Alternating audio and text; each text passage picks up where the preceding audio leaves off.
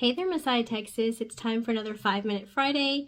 We are in Psalm 14 today, and there's a lot to unpack in these 7 short verses, so let's go ahead and get started. Psalm 14. The fool has said in his heart, there is no God. They are corrupt. They have committed detestable acts. There is no one who does good. The Lord has looked down from heaven upon the sons of mankind to see if there are any who understand, who seek God. They have all turned aside. Together they are corrupt. There is no one who does good, not even one. Do all the workers of injustice not know, who devour my people as they eat bread, and do not call upon the Lord? There they are in great dread, for God is with a righteous generation. You would put to shame the plan of the poor, but the Lord is his refuge. Oh, that the salvation of Israel would come out of Zion. When the Lord restores the fortune of his people, Jacob will rejoice, Israel will be glad. This first verse here, the fool has said in his heart there is no God, that's often used against atheists, right? Those who say that God doesn't exist. But I think if we dig deeper here, David's not making a philosophical statement that the fool is saying that God doesn't exist. I think he's actually saying that the one who says in his heart, God doesn't care what I do. He's not going to hold me accountable for the things that I do. That's what a fool says. Because it's talking here about the sinful nature of people. They are corrupt. They have committed detestable acts. There is no one who does good, and that's true. All of us in our sinful nature don't do good. The Lord has looked down from heaven upon the sons of mankind. This is his sovereignty, right? He's looking down from where he is in his sovereign state to see if there are any who understand. Other translations say if there are any who are wise, who seek God. If there are any who wisely seek God, what does it mean to wisely seek God? It means to do and follow his commands, to do as God has asked us to do.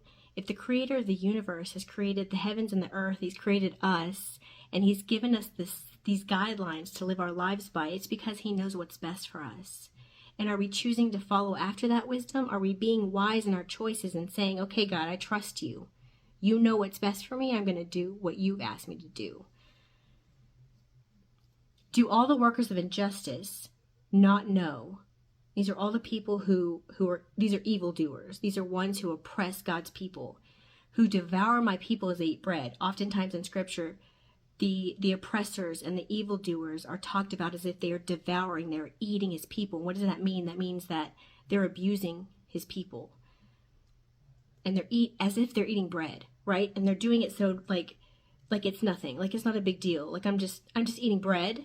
And so they easily oppress God's people, and says, and do not call upon the Lord. It's like the psalmist here, David, is so amazed that they don't understand what they're doing, that they don't understand that they are actually going against Yahweh by going against his people, that they are oppressing those who have been created in the image of Yahweh. And he's so amazed that they don't understand actually what they are doing to these people. And like they're not going to be held accountable. Like he's that amazed at it. And then it goes on, and there's a big switch in verse 5. There they are in great dread. Other translations say they are terrified. They're terrified, for God is with a righteous generation. So what switched here? In verse 4, David talks about these people as if, do they not know? It's a rhetorical question. Do they not know who God is? Do they not know that they'll be held accountable? And then it's like he switches and he goes to the future. He's now looking at the future and he's seeing they're terrified because they will be.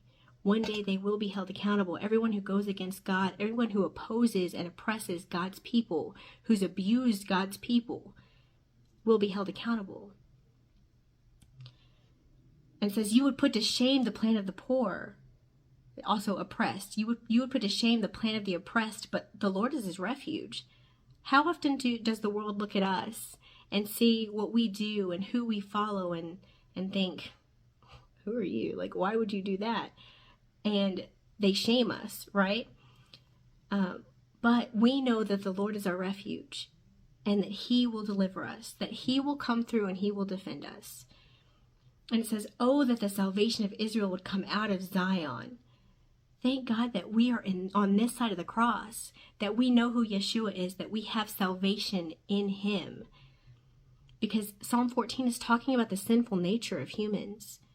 And we all have it. We've all been born with this sinful nature that we fight against. And thank God we have salvation through Yeshua.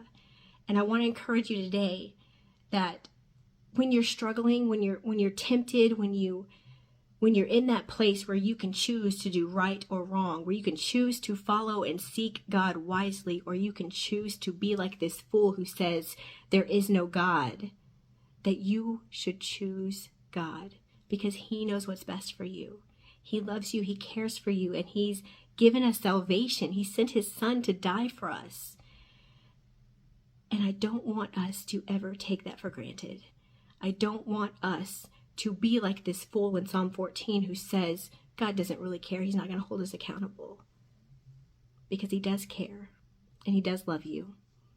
And I pray that that blesses you. Y'all have a happy Friday.